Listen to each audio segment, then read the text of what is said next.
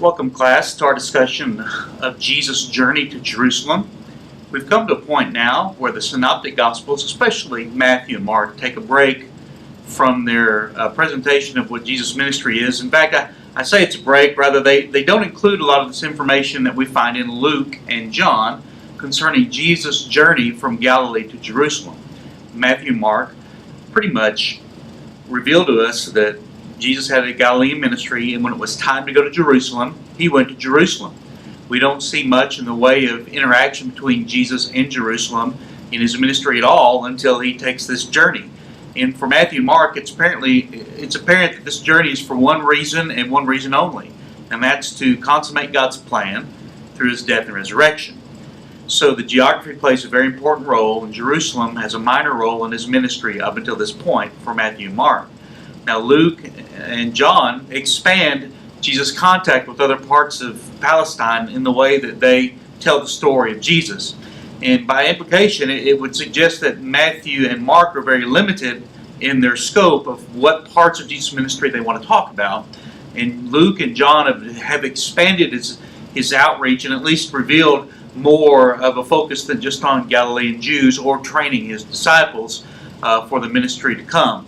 So again, I think purpose gives us a lot of insight into why the Gospels approach their stories the way they did. We're not implying that we're leaving out truth for any other reason than simply to focus on an aspect of Jesus that needed to be told for a particular group at a particular time. So as we consider the journey to Jerusalem, be aware that we're focusing primarily on Luke and John. And what we see here is we see Luke has a travel narrative where it shows Jesus progressing from place to place, from time to time, continually looking towards Jerusalem, but progressing from Galilee through Samaria, across the Jordan River to Perea on the east, down through Perea to Jericho, and across the river again to Jerusalem.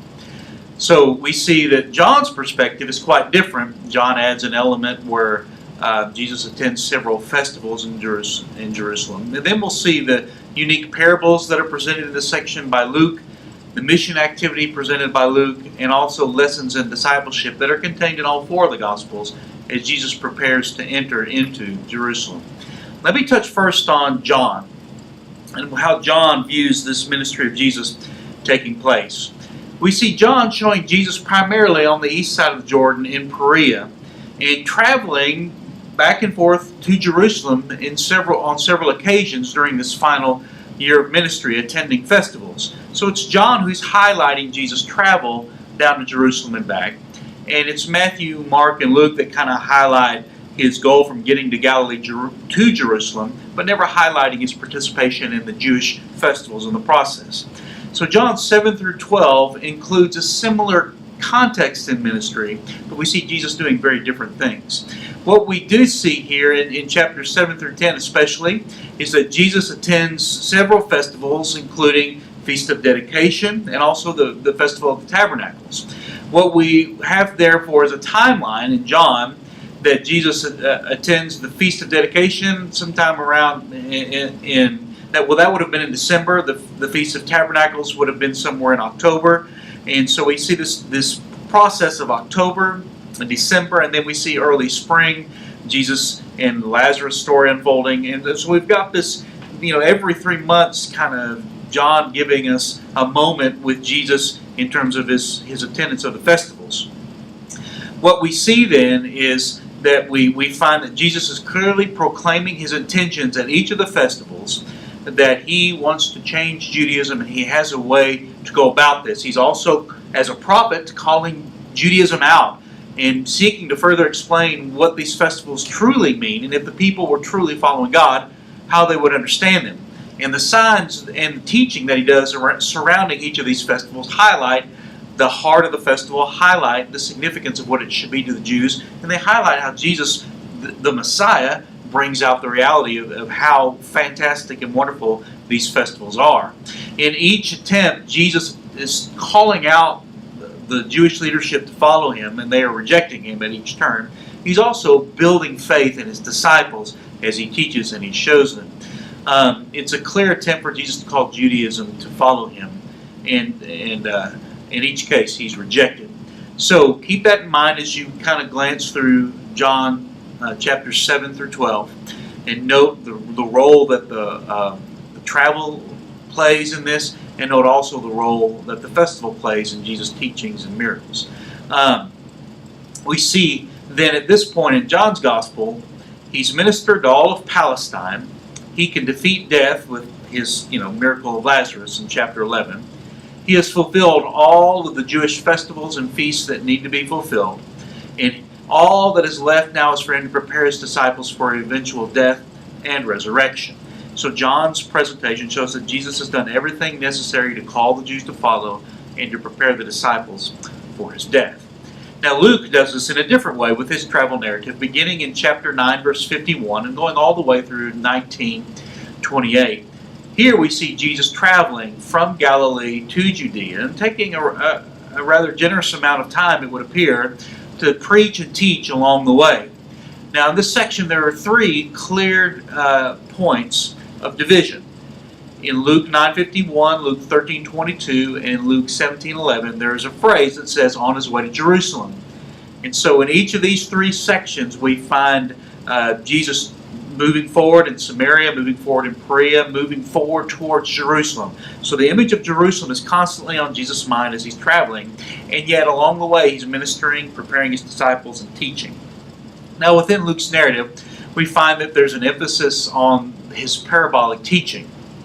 And in your notes I've included a definition of parables again. We've talked briefly about that in his teachings, but I've included a section that gives you more details about parables and interpreting the parables and the context of the parables within Luke. So if you will, check that information out in your notes. I think it'll give you a better idea of Luke's purpose and interest in the parables. It's interesting to note that 13 out of the 22 parables in this section of Luke are unique to him.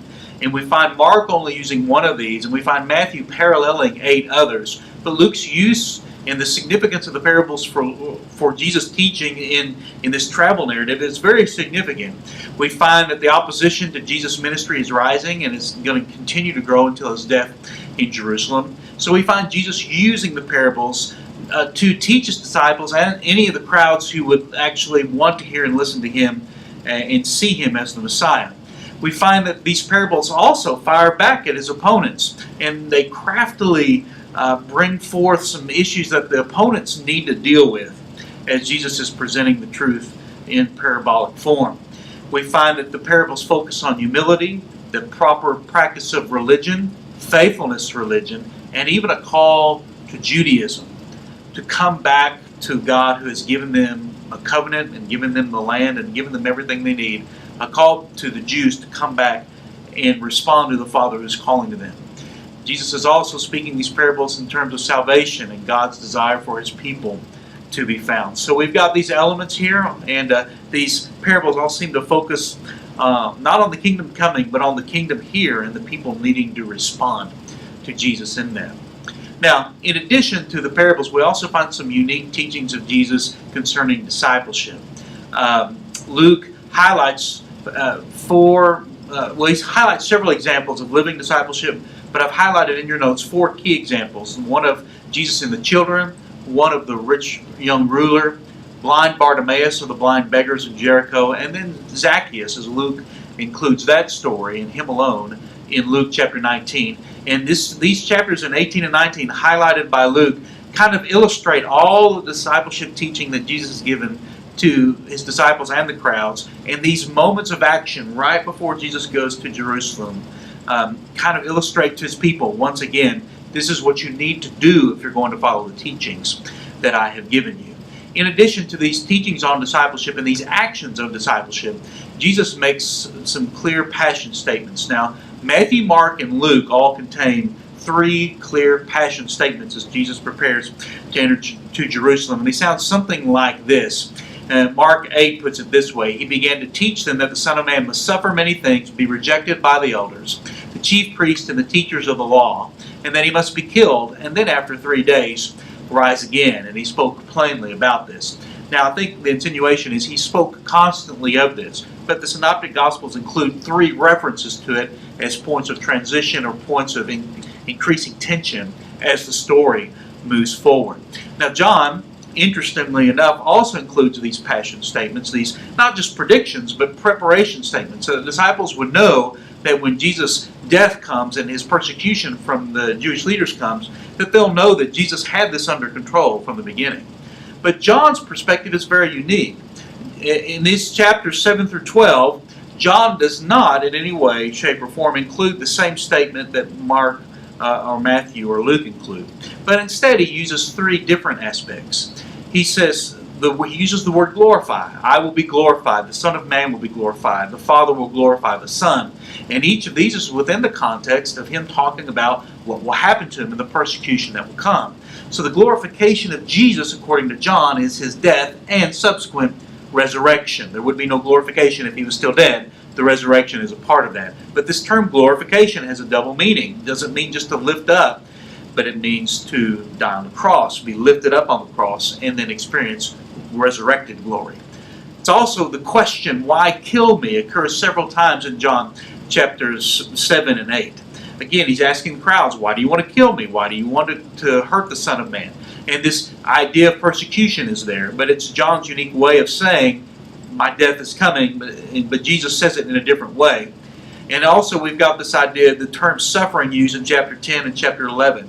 So between the terms glorify, the phrase why kill me, and the term suffering, we see that John emphasizes the coming suffering of Jesus Christ, and that Jesus himself must have used both of these phrases or these ideas, these suffering predictions and these terms in order to communicate to the disciples in a variety of ways, hey, my death is coming.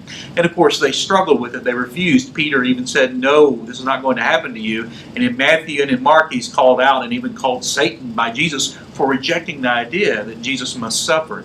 It is a very important theme, and so we see that all the Gospels are focused in now, that once the Galilean ministry is completed, once this journey to Jerusalem has begun, Jesus has set his heart and mind on the fact that he is going to die. Jerusalem is clearly in his sights, and he's preparing his disciples for that eventuality and actually that blessing for them. And all of this is initiated by the statement by Peter, you are Jesus, the Messiah, the Son of the living God. That statement clarified in Jesus' spirit that they were now ready to hear the end of this, and that he has now prepared them to the point where they will be ready to carry on the kingdom once his resurrection has been completed. So as you think through the process of this travel narrative, note the unique aspect of John versus the synoptics. Note the teaching that's taking place. Note the use of the parables in Luke. Note the locations, Samaria, Perea. These are not traditional Jewish spots. So we see an expansion of the mission, an expansion of the kingdom call. We do see Jesus pleading with folks along the way. Please receive the message. Please repent. Please follow. And we see the rising opposition from the Jewish leaders. We can't follow you. You're not the right kind of Messiah. As Jesus prepares his disciples with Jerusalem on the horizon, we leave with a little bit of tension here, but ready to address next week Jesus' experience in Jerusalem, his teachings, and his final week there in preparation for his death and resurrection. I look forward to our conversation online, and I hope you begin to see the different sections of the Gospels and how they relate to one another and how we're building towards the climax of our salvation through Jesus on the cross and through his resurrection. Be blessed this week. I look forward to seeing you online. Thank you.